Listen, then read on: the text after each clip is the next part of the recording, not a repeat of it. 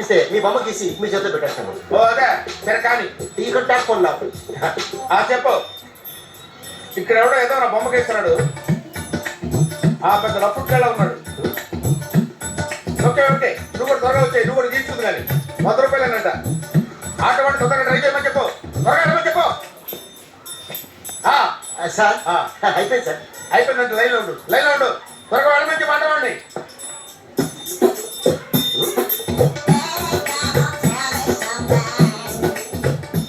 బాగుందిరా చాలా బాగుంది. 100 రూపాయలు ఇవ్వండి సార్. వాడిని అడిగి తీసుకో.